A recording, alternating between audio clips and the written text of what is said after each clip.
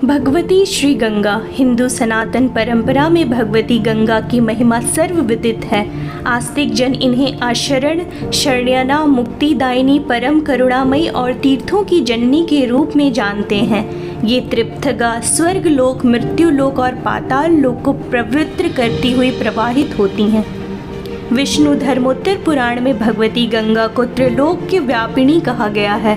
पद्म पुराण के अनुसार सद्गति की इच्छा रखने वाले लोगों को पाप बुद्धि का परित्याग करके लोक माता गंगा जल में स्नान करना चाहिए।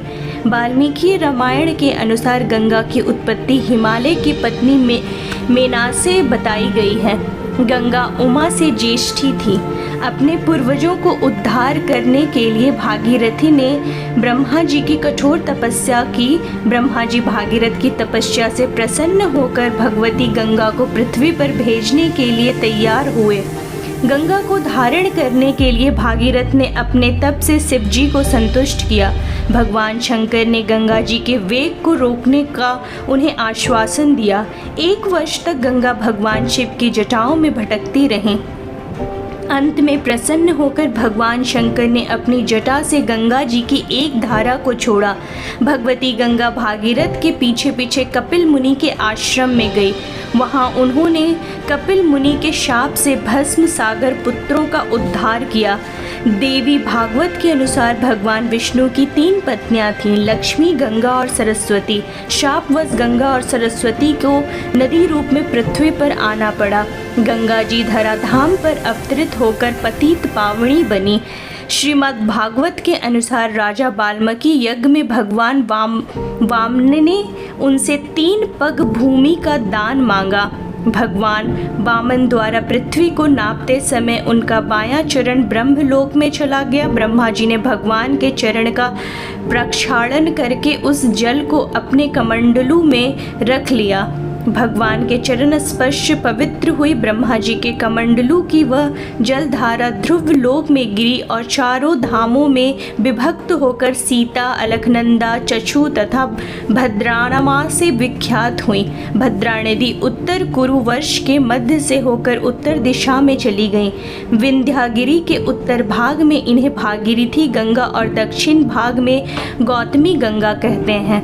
भारतीय साहित्य में गंगा अवतरण की 2 तिथियां उपलब्ध होती हैं। पहली वैशाख शुक्ल पक्ष की तृतीया आदित्य पुराण और दूसरी ज्येष्ठ शुक्ल पक्ष की 10वीं स्कंद पुराण। गंगा दशहरा की यह दूसरी तिथि महाराज भागीरथ से संबद्ध है। वास्तव में गंगा गोलोक या विष्णु लोक में भगवान श्री हरि की एक स्वरूप शक्ति है। पृथ्वी पर उनके अवतरण के पुराणों में अनेक कारण बताए गए हैं। उनमें परस्पर विभेद है, पर वो चाहे भागीरथ जी के कारण हो या देवों के अथवा सरस्वती जी के, सभी एक दूसरे से संबंध है। गंगा जी भारतवर्ष के लिए मात्र एक पवित्र नदी ही नहीं, अपितु मुक्तिदात्री महाशक्ति है। गंगा जल शरीर के और मानसिक क्लेशों का पूर्णतः विनाश करता है। गंगा के स्मरण से, पातक कीर्तन से, अतिपात के और दर्शन से महापात का विनाश हो जाता है। जैसे अग्नि का संसर्ग होने से रुई का ढेर क्षण भर में भस्म हो जाता है, वैसे ही गंगा जल के स्पर्श से मनुष्यों के सारे पाप एक क्षण में दग्ध हो जाते हैं। जो सैकड़ों योजन दूर से भी गंगा गंगा कहता है, वह सब पापों से मुक्त होकर विष्णुलोक में प्राप्त करता है। भगवती गंगा का उद्गम वस्तुतः जीवों के उद्धार के लिए भगवान की करुणा का अवतार है। पापी से पापी जीव भी उनका दर्शन, स्पर्श तथा उनके पवित्र जल में स्नान करके शुद्ध हो जाता है।